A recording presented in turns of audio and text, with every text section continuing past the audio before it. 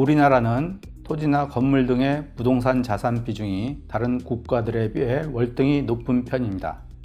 하지만 부동산 간접 투자 시장의 발전은 글로벌 금융시장 발전의 흐름과 괴리되어 크게 뒤처져 있는 실정입니다.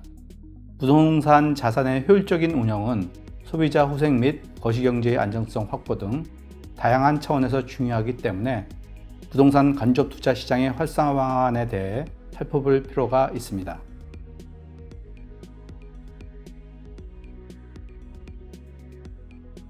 리츠와 부동산 펀드로 대표되는 국내 부동산 간접 투자 시장은 장기간의 주식시장 침체와 저금리의 지속으로 예금 및 채권의 수익률이 저하되면서 최근 주식과 채권을 대체하는 투자상품 시장으로 빠르게 성장하고 있습니다.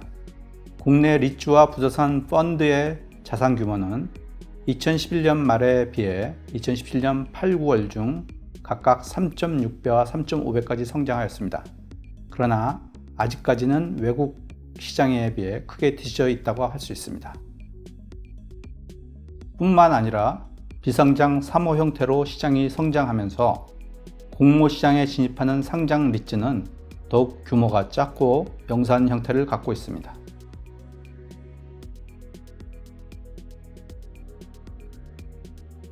그동안 다양한 관련 연구가 진행되어 왔는데 부동산 간접 투자 시장 성공의 전제 조건에 대해서는 몇 가지 일치된 견해가 있습니다.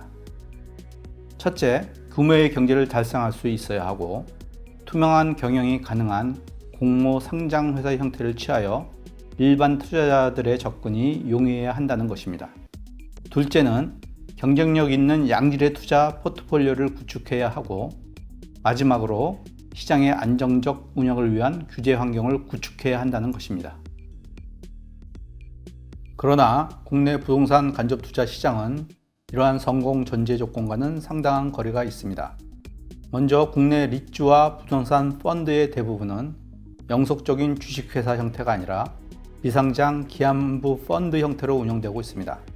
또한 최근에는 투자 대상을 점차 확대하고 있지만 투자 포트폴리오 차원에서도 아직 다변화가 부족한 실정이고 규모의 경제 달성을 통해 경쟁력을 갖추기 위한 대주적 개선 노력도 더 필요한 상황입니다.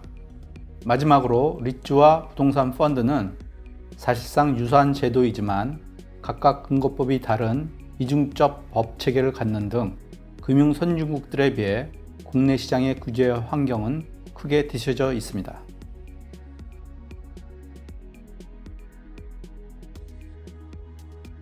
국내 부동산 간접 투자 시장을 자본시장 발전에 상응하는 규모로 성장시키고 건전한 국민 투자 상품으로 발전시키기 위해서는 다음과 같은 제도 개선이 필요할 것으로 보입니다.